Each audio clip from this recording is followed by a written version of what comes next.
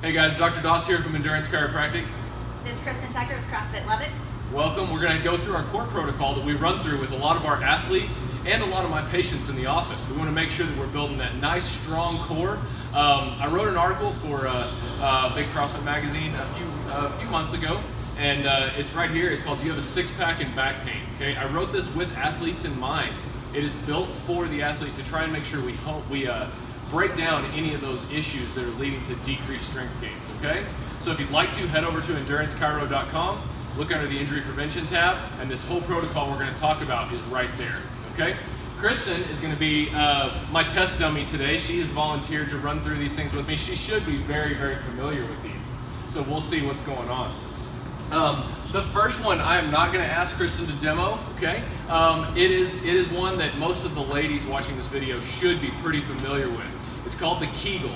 If you do not know what a Kegel is, think of the muscles that you use when you're using the restroom and you need to stop peeing, okay?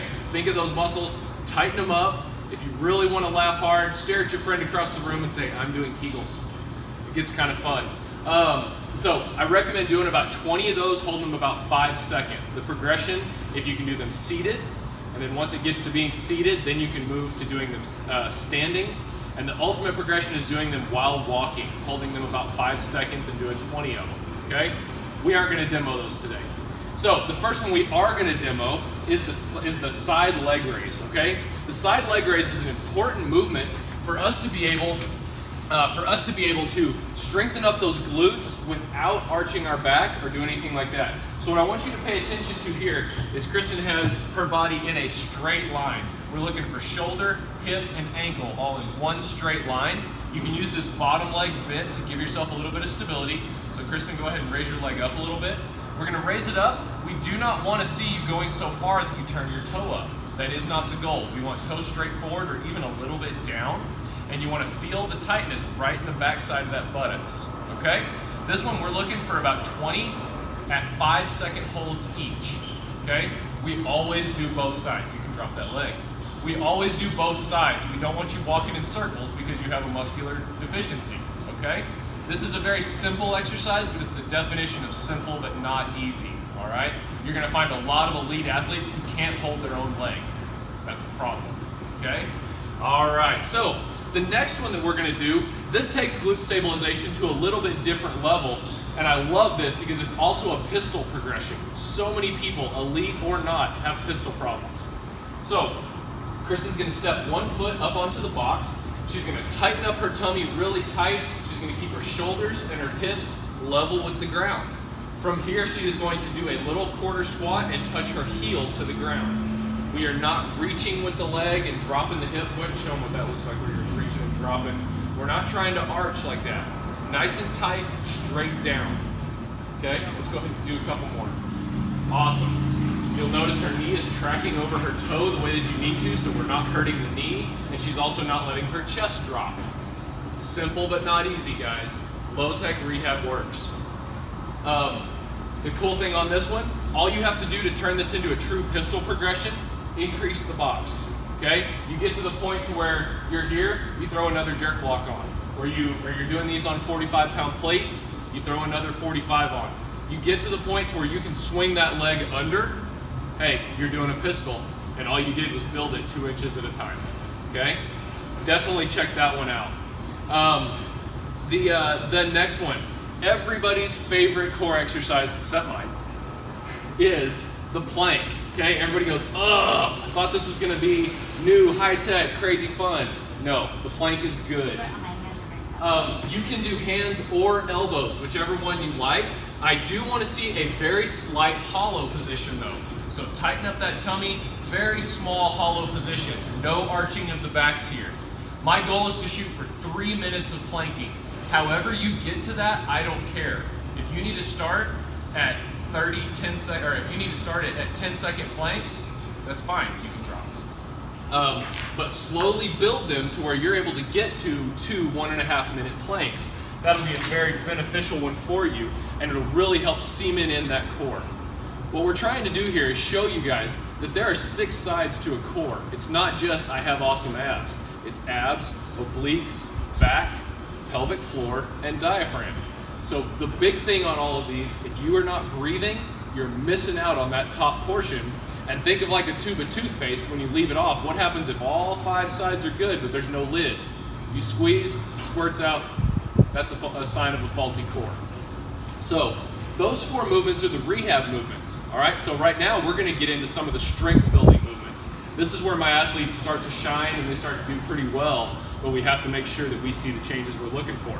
So the very first one, we're actually going to change your bell out. We're going to go with a goblet squat. The goblet squat is my favorite way to build a squat because you can change the leverage to get better squat position. Okay, so Kristen, why don't we go ahead and see a squat there? We're looking for good knee out position, knees coming towards the toes a little bit, butt sitting back. Go ahead and stand back up, Kristen.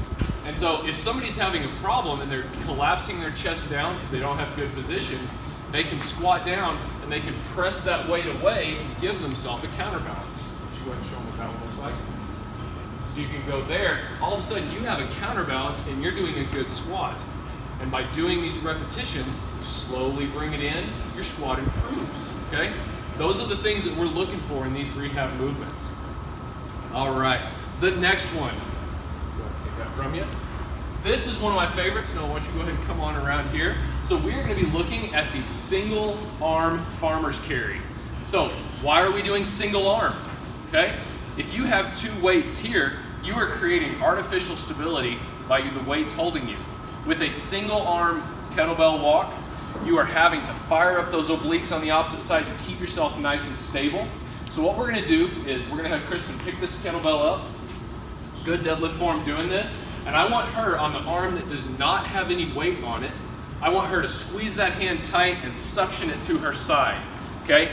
This is gonna help her fire up all of her core, fire up all of those opposite sided muscles. Why don't you go ahead and take a walk down about 10 feet back, 10 feet down, 10 feet back. This is a slow, controlled movement. We are not looking for these huge strides. Good. Now we're gonna turn around, pick the bell back up with the opposite hand, squeeze with the unweighted hand, and come on back. Ideally, I'm looking for about 30 feet worth of walking, okay? So you can do 30 feet down and 30 feet back with each arm. We're trying to make sure, if you are doing this right, you want the kettlebell to be heavy enough that you feel your obliques on that opposite side start to fatigue, but not so much that you're having to lean and do this to hold the weight, okay? Whatever the weight is for you, I think I'm gonna use this little pink one, and we're gonna go right here. You wanna keep those shoulders nice and tight. I don't wanna see you leaning towards the weight or away. All right, you see that, you drop down to another weight. If you're not feeling the pull of the muscle, you might need to come up a little bit more.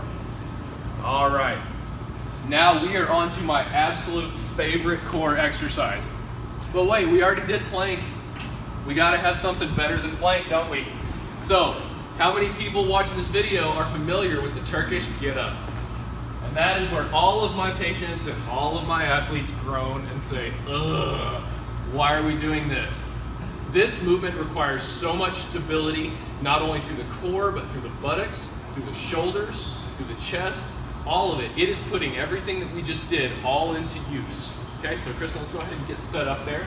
What we're gonna do is we're gonna start arm raised, knee up on the side that you're going towards. We're gonna tighten up that tummy, squeeze with the left buttocks and roll yourself up onto your elbow. This is a very slow movement. Now you're gonna lift your right buttocks off the floor and sweep that leg under, going to the knee. You get into that nice T position and stand up, stand back up. All right, you have now done the get up, but we gotta do the get down. Okay, so same thing, down to the knee, to the hand, sweep the leg back over, buttocks, lay back. Okay, that's half. You gotta switch arms. Always make sure, if you're gonna change over here, keep it close to your chest or circle above the head. I don't wanna see anybody having kettlebells dropped on their head. That was not from me. All right, so go ahead and press with the right leg up to the right elbow, to the right hand, stand up, sweep the leg, and up. Very good, now back down. This is a slow and controlled movement, all right? So with this, I want you guys to pay very close attention. Kristen is an elite level athlete. Kristen has been doing this for quite a while because I know I made her.